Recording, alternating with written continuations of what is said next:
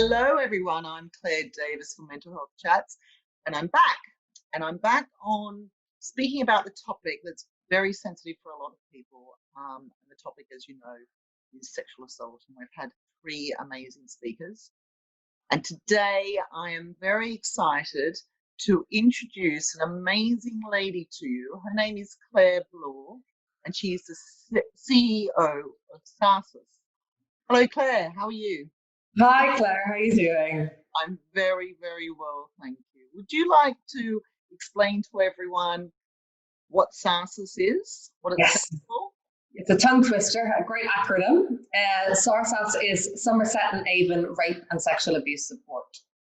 And we provide life-changing support to victims and survivors of rape and sexual abuse.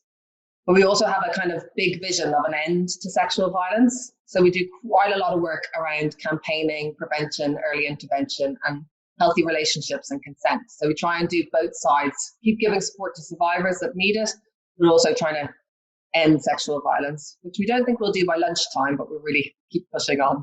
Working very hard. And for those people who aren't in England or the southwest of England, Somerset and Avon is all the areas around the Bristol area. So I was very fortunate to meet Claire at a course a few years ago. Yeah. So thank you for joining us. So you've explained to us what SARSAS does. Could you explain to us, Claire, why do you do what you do? Why are you so passionate? When I first met you, I thought, I like that woman. She's so passionate about what she does. I think, Claire, I've always been drawn to working with people. I am incredibly nosy by nature. So getting into support work after university and working initially with homeless people and then young people, I was like, this is so interesting. And also, I've always had a really strong sense of social justice. So really trying to work out what are the root causes of some of the experiences people have had. And I think as a woman, there is an inbuilt vulnerability, I think, that you feel around sexual violence. I remember being petrified of stranger rape in the street, which actually is one of the least prevalent forms of sexual abuse that you'll ever experience, but so petrified of it because you have that inbuilt vulnerability. I know so many of me and my friends walk around with keys in our hands in the city as if that's going to somehow protect us. And when you start hearing about statistics, it boils down to the fact that in Bristol, one woman every 2.5 hours will be raped or seriously sexually assaulted. So it's mind-blowing. And for me, having an opportunity, having come from the charity sector, it's an opportunity to work for an organisation that's noted, as well as providing that support to survivors, is trying to really change that narrative and do something about it and really try and prevent this from continuing. So yeah, I think that's why I've been doing it for the last few years. Well done, you. And we've got COVID, which is massive, and it's causing a lot of pressure for a lot of people. So has this caused your job to change? Has this caused what's going on with SARSAS to change? Yeah, so we have always had a helpline and an email support service, which is obviously able to be done remotely and from home. And we just launched a brand new live chat service actually in the last month, which is really exciting. So for people who are at home or when we were in lockdown, needed to be able to access support anonymously and quickly, there are brilliant services that we have. What's massively changed for us is all our one-to-one work had been done in person. And obviously at the beginning stages of lockdown in March, we weren't able to do that. So we converted everything to online and phone. And that was a really big change for us because so much of how you work with people around recovery from rape and sexual assault is like physical and body, and it's all in people's bodies. All that trauma is held in people's bodies. But it's been really successful, I have to say. And unfortunately, the calls and the number of referrals are going up and up all the time at the moment. But because we're being able to be flexible and convert all our services, we're able to still keep delivering the level of service that we were before COVID. I guess the thing to say is that for survivors of rape and sexual abuse, which is all about power and control. It's never about sex. It's not about desire. It's all about power and control. For those people that have had control taken from them, a pandemic really kind of mirrors that similar experience for people. So they really feel like that lack of control around what's happening in the external environment is really cool. We're seeing like a huge amount of increase in people feeling suicidal, really scared about what's happening next. Just really the levels of anxiety are even more heightened than they would be normally for them, the survivors that we're working with. Really. So is that a case that there are more rapes since COVID, or is it a case that people are feeling more vulnerable who have been raped in the past? Look, it's really hard to say, to be honest. I think definitely people are feeling more vulnerable. It's really hard to get any sort of data around what's happening in COVID, because obviously this is like when it was lockdown, people were in their houses, often living with perpetrators. So that we were really nervous about for children as well as adults, because it's, they're so vulnerable and there's very little you can do. It's hard to say because there will be some incidents that aren't happening as much because people maybe aren't out socializing as much, and some of that rape that might happen in bars and clubs with kind of acquaintances or peers might be happening less if people aren't together. But it's just really hard to say. But definitely the level of anxiety and trauma that people are feeling has increased since COVID. Definitely. So as we've seen with our three speakers who were amazing with explaining their stories and their road to recovery, the road to recovery is very long.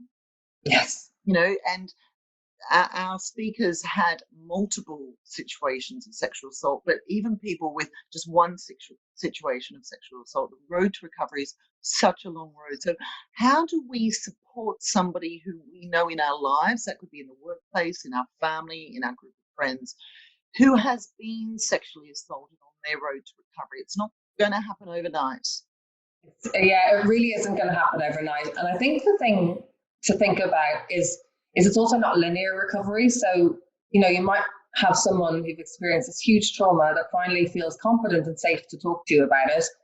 And they will go up and down in terms of how they're feeling and how they're reacting and how they're responding. And that's absolutely fine. And you need to give them that space to do that.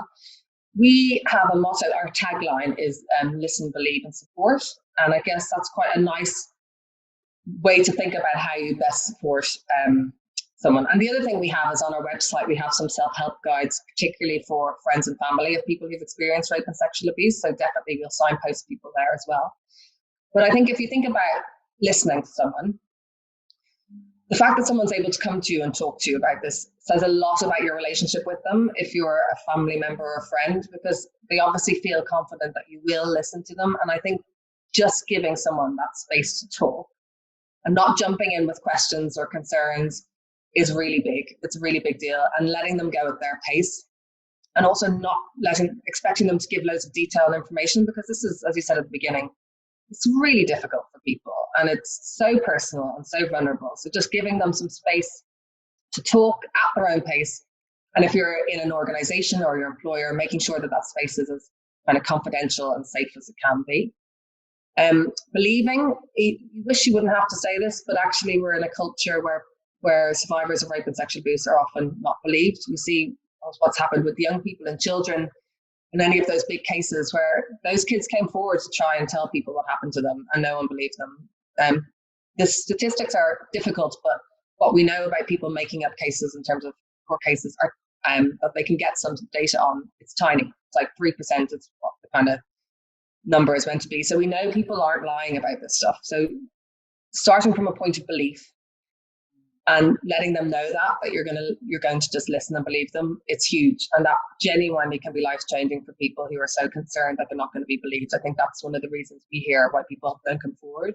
There's a thing about men that we know when we work with male survivors is if something happened to them before they were about 10, they may have tried to tell someone at the time, probably weren't believed, and it will take them usually until they're about 40 to have the courage to have those, not courage, but to have the confidence to have that said again.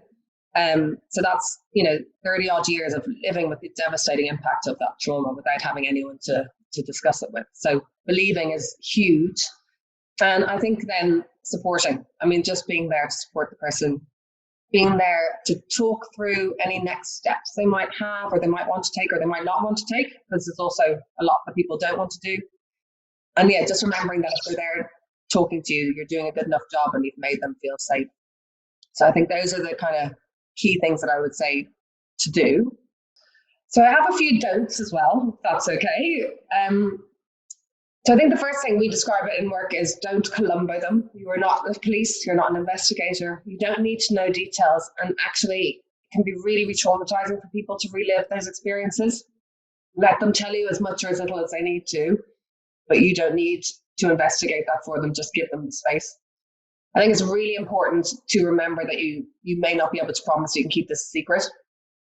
There is massive issues around safeguarding, and if someone is in a very risky or vulnerable situation where there might be a risk to themselves or to other people, that might be if it's something happening within a family to other people within that family, for example, you need to know that there's safeguarding concerns there, and you do have to follow up on that. So you can't always keep it a secret, even if that's what the person dearly wants you to do. Where you can do, but where you can't, you need to obviously be really aware of that. And also, you don't need to have the answers. There are specialist services like SARSAS in every area. So we're really lucky in England and Wales that there's a whole rape crisis network. There's 41 rape crisis centres across England and Wales. There's more in Scotland, and I know in Northern Ireland as well. So there are organisations, there are ways you can find out the information. We have brilliant self-help guides on our website that we've developed with women and friends and families of women and girls that have experienced rape and sexual abuse, and a men and boys one as well, that have loads of information in there and loads of guidance around just how to help someone remain feeling grounded and calm when they're experiencing some of those maybe flashbacks or traumatic symptoms. So you genuinely don't have to have all the answers, which I think is really important, because I think people automatically get a bit nervous about what they might say or not say that is right or wrong, and actually not saying too much, giving people space and then signposting them to the right support is probably the best thing that you can do. That's excellent advice. Thank you so much, Claire. And I think also to understand that it's definitely not a quick fix, as we saw with our 3 guest speakers, our previous guest speakers. It takes time. It's a lifetime of healing and a lifetime of getting that pain and having peace. And some people never, ever have peace after this. Can I just ask you something that's really worrying me since starting this conversation is the fact, I mean, Bristol is a massive city compared to a lot of places. It's one of the biggest cities in the UK, but to have one rape every 2.5 hours is actually worrying me. It's like, goodness, I was not aware of that. So if somebody is raped, what are the best steps? Because they really should go to the police quite quickly, because after a certain time, there's no proof, is there? Yeah. So I think it's a sexual assault. So the spectrum of sexual violence is obviously quite a big one. So the stats around rape and sexual assault, both times it can be really useful to, if people want to. I mean, we really feel strongly that you need to try and get power back to the usually woman in terms of the stats that's experienced rape or sexual abuse. And we never put any pressure on people to go to the police. But if something does happen, there is the sexual assault referral clinics, and again, they're all over England and Wales, and they are the place to go for the forensic support. So they're brilliant. They've got a really good, you can call, they've got a 24-hour helpline. You can give them a call and they will talk you through that process. And it's really, these organizations are brilliant, the sexual assault referral clinics, because they will really support people through that process, because it's a understandably difficult process. And then also, I mean, if someone's ready to call the police, do call the police. You've got kind of an easy window for that forensic support. But they will also, the sexual assault referral clinics will still see you post that time and talk you through it and discuss it with you and help you collect any evidence that might be relevant. But it is quite difficult. And I think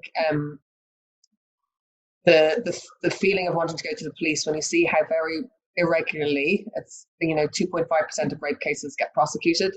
It's difficult, I think, for people, because they're not sure they're going to be believed, and they do feel like they're then being put on the spot. And while it can be brilliant when it works and great when justice is served, it also can feel like a massive thing. So I think one of the things I would say as someone supporting someone who's experienced rape or abuse is let people know what the options are, but don't put on any pressure around what to do next, because it might not be the right thing for that person or their family or definitely.